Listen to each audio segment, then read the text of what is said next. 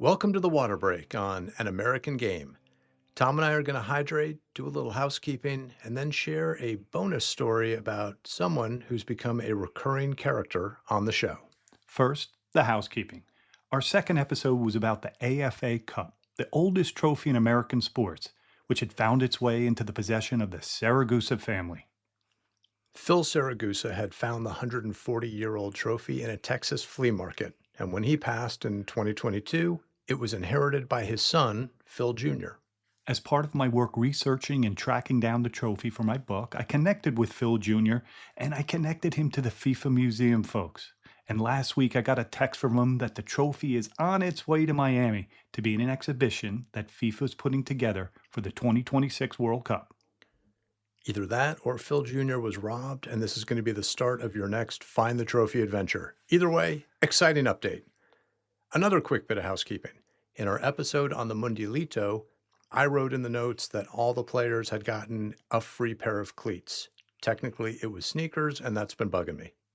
Also bugging us, as ex-keepers, was that in episode 4, Lone Eagles, we weren't able to do a deep dive on female goalkeepers before the 1980s. We hope to rectify that one day. Yeah, and look, in the structure of that show, we wanted to connect the development of female goalkeepers to the combination of Title IX and the start of goalkeeping camps. Because when young women who were part of the Title IX soccer boom started going to Joe Macknick and then Tony DeChico's camps, U.S. goalkeepers rocketed ahead of the rest of the world. But as our friend Bill Reno told us, the pioneers in the just train yourself era deserved recognition. Goalkeepers like Scietti from Virginia, a top college keeper at UMass, and George Mason. After college, he spent some time playing pro in Italy before visa issues got in the way. So, yes, we would love to circle back someday and do more in that world. But today, time for a little mini episode. During this water break week, we looked back at the stories we've done so far and we noticed some recurring themes. Immigrants coming to the U.S., bringing their dreams with them. The pressure some of those immigrants have felt to assimilate, to Americanize themselves, even changing their names. The descendants of those immigrants sometimes pulling up the ladder after them and becoming obstacles to diversity. And Alexi Lalas, who is all of those things, as we will explain. And if you don't care about Alexi, or if you're a huge fan, you can stop now. But truth be told, the most comments that we've gotten about the show have been Lawless related. He resonates. Stuff like, that guy sucks. Keep hitting him. Jeff Sawn covered his ass at Rutgers. And hey, keep those cards and letters coming. Rate and subscribe. Oh, and if you're worried that this little mini episode is going to get political and soccer shouldn't be political, well, come on. The Club World Cup trophy is sitting stolen in the Oval Office. Newcastle's third kit is the Saudi national team colors. And just last month, the Times of London, my adopted hometown paper, ran a story with the headline, Trump, Soccer, and the 2026 World Cup, his new soft power weapon. Alexi was actually quoted in that article. He said, Donald Trump is the most pro-soccer president that we have ever had, unquote. My follow-up question to Alexi would have been, hey man, define soccer. But today we're not looking to get on our soapbox or just take shots at Alexi. We're just going to, an American Game style, take a look at another immigrant son in U.S. soccer history. A guy who assimilated, Americanized himself, and has now pulled up the ladder and become a prominent voice against immigrants and every other marginalized group in the country that he was proud to play for in 2 World Cups. Technically, he didn't play in '98. Steve Sampson's infamous 3-6-1 formation only had one central defender, and Sampson chose the more mobile German-American Thomas Dooley. Anyway, for a guy who would later take issue with other players' commitment to the shirt, Alexi spent most of that World Cup complaining about not playing, to the point that he later apologized for being a baby. And if that sounds like we're just taking another shot at Alexi, we are. But again, nothing we're going to say here is personal. This is just historical record like we do here at An American Game. Panayotis Alexander Lalas was born June 1, 1970 in Birmingham, Michigan, a wealthy suburb of Detroit, to a Greek father and an American mother. We'll come back to them. Tom and I first met Alexei in college when he played up Route 1 at Rutgers. Like us, he was a sports mad kid who went to an elite private high school. And we've joked about how he banged in a goal off his head against Tom. Which I have no gripe about. I was scored on by worse. And we have old teammates who had perfectly pleasant interactions with him. I was literally talking to one of them last week who recalled being lost on the Rutgers campus and Alexei driving by, recognizing him, and showing him what building to go to.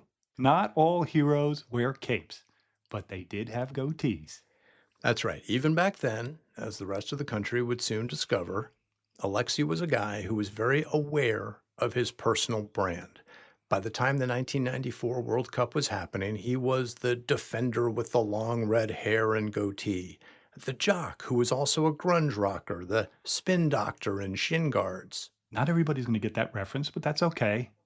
This did piss a lot of soccer folks off, especially when we had some really good players on that team, and he was the one getting the attention. Look it up yourself. Any write-up of that 94 team is going to mention that Lawless was notable because of his distinctive look. And that didn't seem to be an accident. And it worked for him. I mean, Marcelo Balboa was the best defender on that team. He was definitely more than his long flowing locks, but Alexi Lawless was the first American to go play in Serie A. Whoa, whoa, whoa, whoa. This is an American game, and we try to get the history right.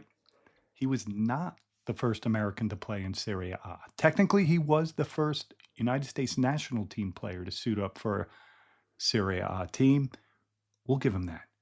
But the first Americans, Alfonso Negro and Armando Frigo, played in the 1930s and 1940s. You smell that, kids? That's history. Look, I never made it to the World Cup.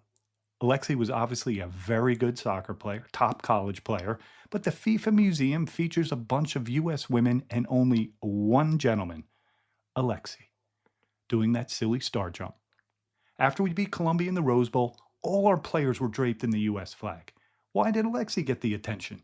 And finally, if you watch it closely, the spin doctor in shin guards gets completely spun around on Brazil's goal. That knocked us out of that World Cup, our last home World Cup. It was the 4th of July, 1994.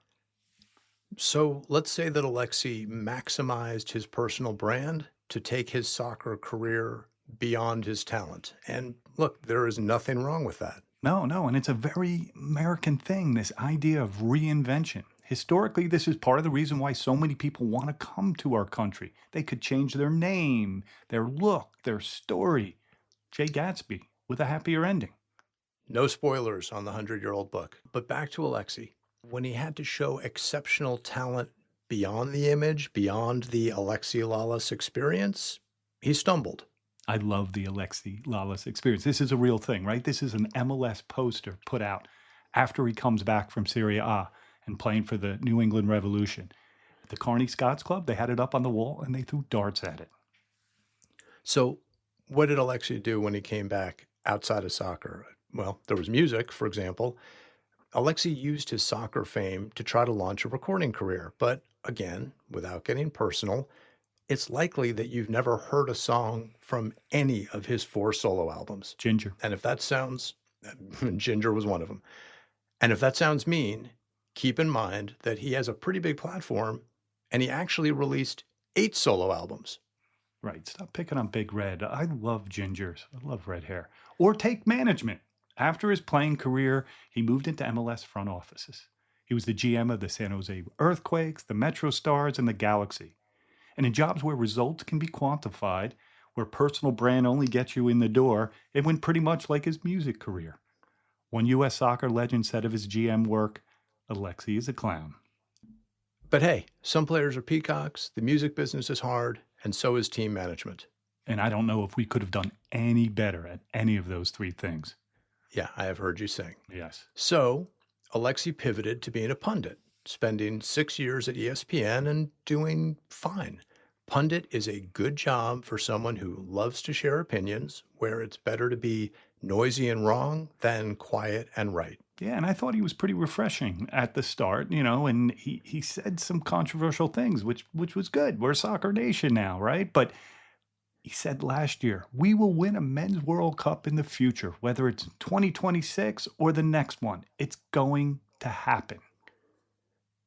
Silly prediction and a little more context for it. At the end of 2014, he left ESPN to go to Fox, which had the World Cup and was also Fox.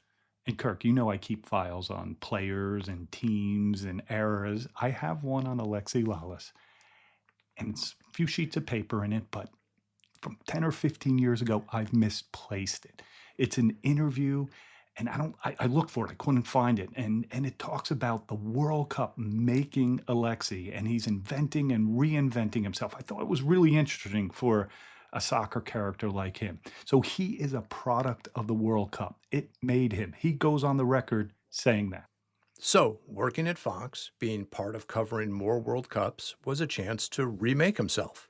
He wouldn't just be a soccer guy, he would be the MAGA soccer guy, the USA is going to win guy, his new, very profitable brand. So, every week, to an audience that screeched in outrage when Colin Kaepernick took a knee that demands that athletes of color or women stick to sports, Alexi is a grinning, trolling, "Hello, sunshine, what are we yelling about today?" Trump surrogate who even spoke at the Republican National Convention. And I'm going to quote him here from an article from a few months ago in The Athletic. "I'm a proud registered Republican. I voted for Donald Trump multiple times, proudly, and I am happy in terms of the direction of the country and the things he is doing." I thought you were going to do your And Alexi Lalas imitation, but not for today. not for today. And look, maybe he is happy with the direction the country's going. This child of an immigrant father who recently complained that diversity may be holding back the U.S. men's national team. Again, there's a long American tradition of pulling up the ladder. Again, back to history, survival strategies for the immigrant outsider, or perhaps a way to maintain your privilege. This is real, but at other people's expense. And we don't like that here in an American game. It really is a game for all. Like when Alexi said in 2019 that the U.S. women's national team deserved to be paid as much as they could get. That was great. He was an ally.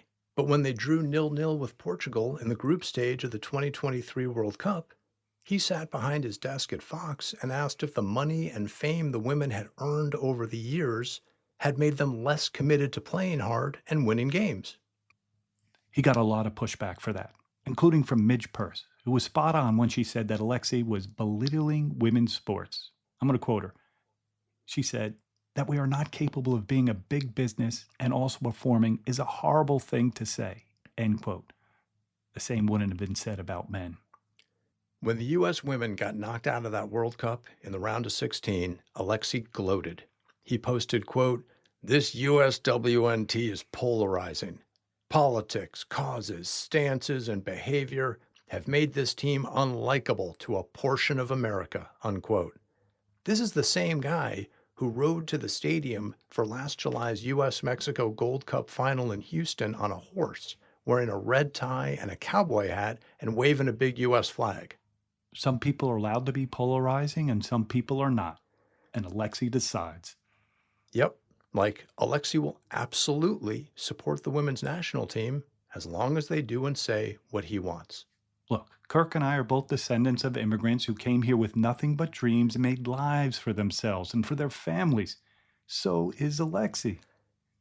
But he is also a cautionary tale, an echo of some pretty terrible patterns we've seen throughout U.S. history that we're living through again now. And all of it, sadly, seems to be a choice. Fortunately, it's also a choice to listen to him. I live in London, so I don't get the chance to change the channel anymore when he comes on. But I still have Gary Neville. And as Alexi said in his podcast, "It's my channel. I program it with what I like and what I find interesting. If it offends your sensibilities, there are millions of other channels for you to choose from. Go in peace."